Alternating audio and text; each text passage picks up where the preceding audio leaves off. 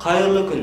Сіздермен бірге мен Әлім Жаңабек, және бұл менің алғашқы видеоблогым. Өз видеоблогымда қазірде болып жатқан бүкіл жаңалықтармен бөлісе отырып бірге қызықтаймыз. Қаңтар айы христиандардың крещенский соғыстарынан кейін Қазақстан аумағын чеченский соғыстар жаулап алды.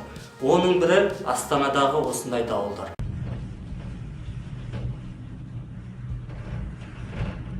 Үйлеріміздің төбесінен шатырлар құлады.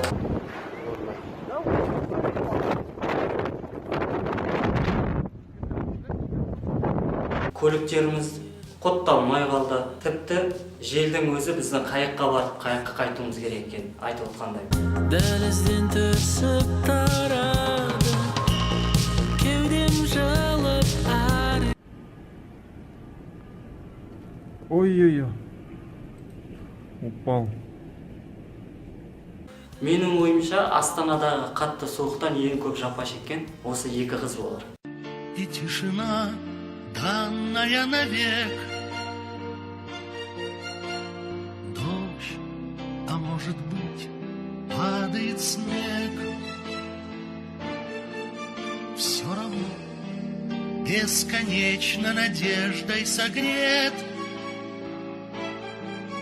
Я вдали вижу город, которого нет. Где легко найти страннику приют. Дәл осы видеоға мына өлеңді қоссақ қалай болады? Қайта келме, егер бір кетсең, кешірші деп айта көрме, мені мұңды етсең. Қайта келме, егер бір кетсең, кешірші деп айта көрме, мені мұңды етсең.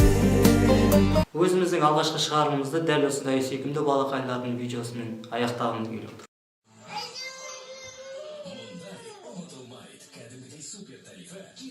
Жатчы Шайдар, шатыр ұйықтана көпшікке.